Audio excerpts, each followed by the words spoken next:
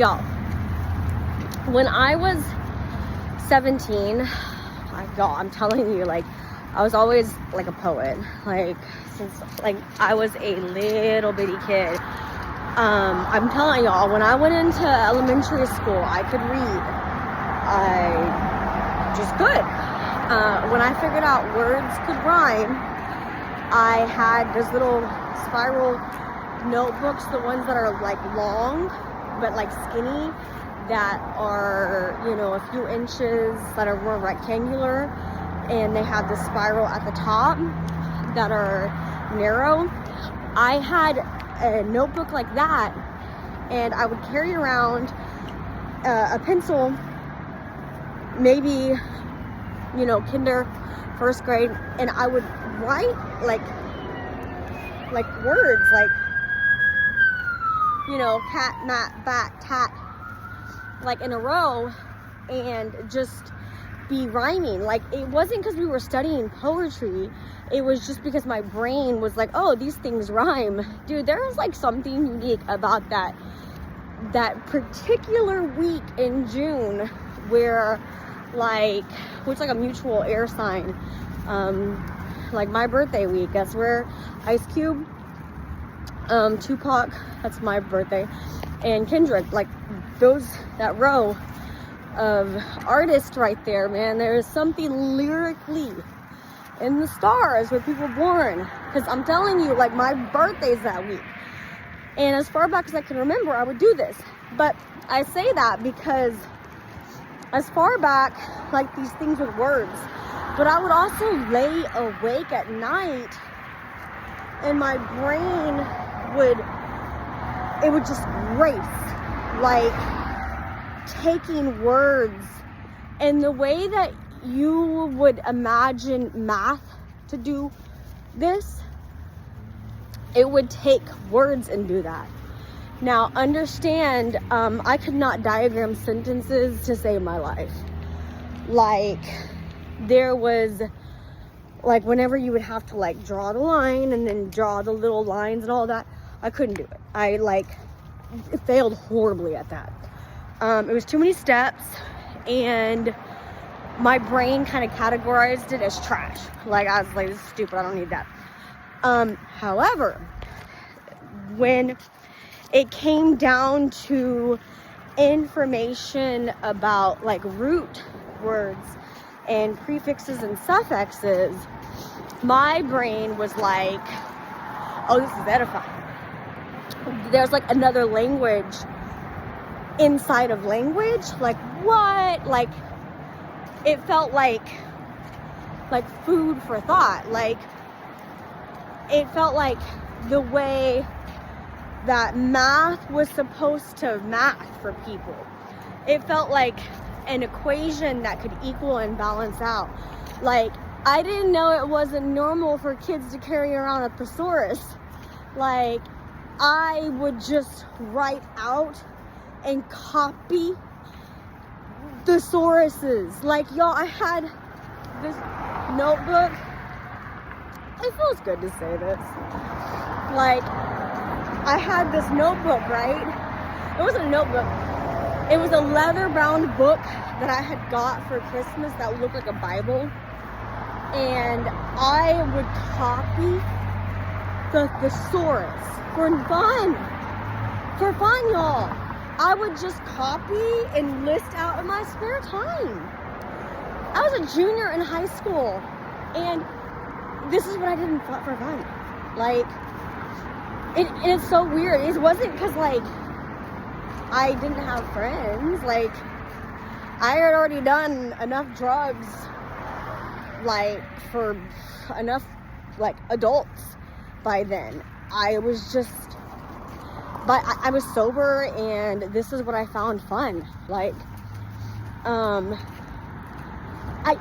there's so much of, like, my childhood that, like, I just, like, never shared. Like, I just never did. Very, very interesting stuff, guys. And there's so many quirks like that we just never share. And I have this verse that I think was like a clue within a clue. I had wrote this verse to my dad after I had gotten in a fist fight with my dad, because my dad was drunk. It is what it was. I forgive him. He was trying to be somebody new, and wrestling with that because he was going into a new relationship. And I guess as a child, I think that he was wrestling with trying to become the man that he was meant to be for somebody, but hiding the parts of him that he was ashamed that he still was. And I was part of that. I was the child from his previous relationship. And also my dad had been dealing with his loss of that woman through being in strip clubs and not coming home. And I was watching my little sister, and nobody else knew that part of him except for me. Nobody else knew that. It was just me. And I protected those, I guess, secrets, whatever you want to call it. And I took care of my little sister. And, you know, my family I don't talk to them. I think my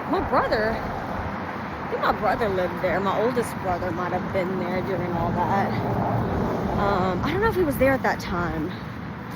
And then my other brother kind of came and went, and my sister had kids by then. So it was genuinely me and my little sister, and I didn't know how to cook shit. We would eat mashed potatoes out of a box. So it was what it was. And I think for me, I look back and I'm not trying to judge him, but and the person that he ended up with was the best person for him, and I believed that then. I did. But I think part of me was like, if you have to hide who you are in order to be with this person, then they're not for you. But I didn't understand.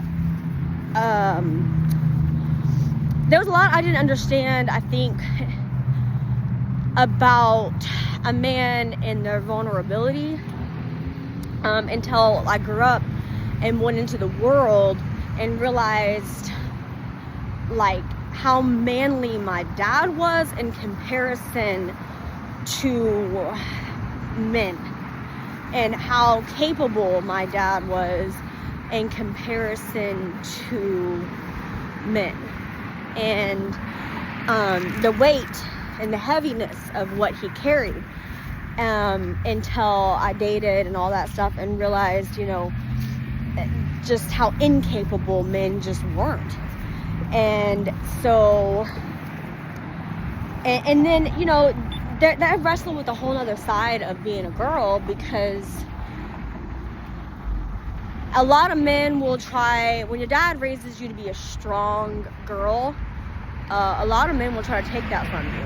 A lot of men, instead of rising up and trying to figure out how to become a better man, they will try to tear you down so that you are a weaker vessel. And or they're trying to go tit for tat. And I didn't know these things.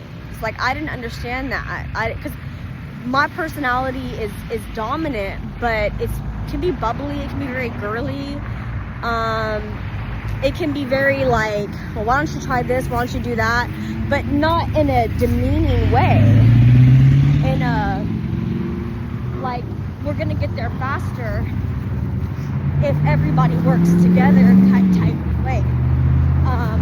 And I didn't understand the competitive side of men when it came to a lot of shit. And so I didn't understand how lonely my dad was. because my dad, I can probably count the number of times he cried.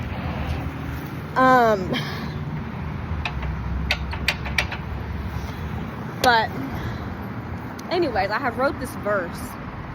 By the way, these monologue type styles of things that I do, that is, like, if y'all ever wanted to know what hyperverbalism is, that's what hyperverbalism is. It is storytelling at its finest. It is literally this. It's the inability to be able to say something in short sequences.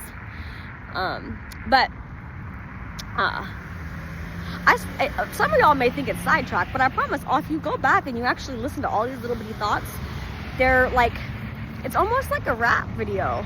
Or not a rap, it's like I got little bars like in there, so you can tell that I listen to hip hop, because like there's little bitty bars like inside the music, or inside the little sermon or whatever.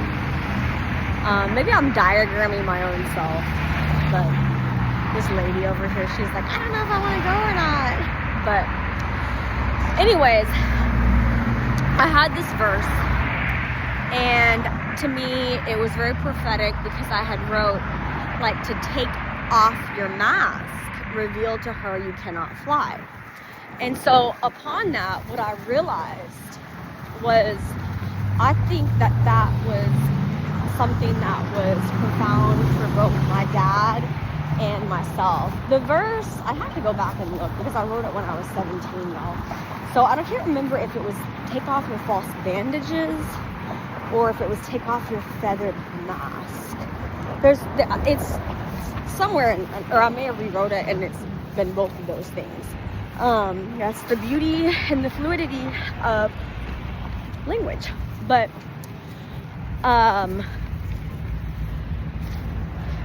and a lot of times when we write, we're writing from, ourselves too, and also from, experiences, and those experiences change. But, I look back on that, and I think that there was me telling my dad to take off his mask, that he was being fake. But I can remember, because I'm telling you, I always kept a journal or something in school. Like, writing is what got me through life. I remember writing that, like, there was two sides of me, like the person I presented at school, and then the person I was at home. And because my home life, like back in the day, y'all remember, like, you would have never dreamed of going to school and telling people at school that your family beat the shit out of you. Like, your friends would have looked at you sideways if you talked about a single thing of trauma. Like, if you mentioned being sad at school, you would have got made fun of and roasted. It wasn't fashion forward to be, depressed. People would have made fun of you. So you would have been called bad. Like, and you look back on that, and it's like, now you hear that children were the voice of their parents, because at some point, I don't know where it became popular to become depressed, but whatever. Like, and for all y'all people that were like, it's not the music, it was the fucking music. It's the fucking music making us fucking depressed. That damn whiny ass rock music, that with all those men that were whining about their girlfriends, that shit was making us fucking depressed. Like, that shit was making us have terrible relationships. Like, it was the music. It was definitely the music that was jacking us up. And if you don't believe me, go watch your favorite horror movie and listen to the music, because it was the music. But like I was saying, the masking thing. it's interesting to me that we call masking and autism. I wrote all about masking. I literally wrote all about masking. I wrote that lyric, and it was about like taking off your mask and all this stuff. And I think it was about me, and it was about my dad and I. But I also wrote an entire essay my 11th grade year, and it was completely about like, it was an anecdotal story. It was talking about, it started off like with this analogy of a curtain opening and like literally the world being a stage, quoting, Shakespeare, and like going to school and presenting an identity of happiness while being at home, and my home life being chaos and fear and so many other emotions. And when I look back now and I think about this particular thing that I had wrote, I think back and I'm like, okay, I was writing what now we would translate to the typical diagnosis of an autistic person that would go to school. And as a girl, girls with autism are more able to adapt based upon my autism, because I have so much with communication. It's easy for me to blend. However, because everybody's used to me talking so much and my certain personality, when I start to experience burnout, people start assuming something's wrong, or they start to assume other things.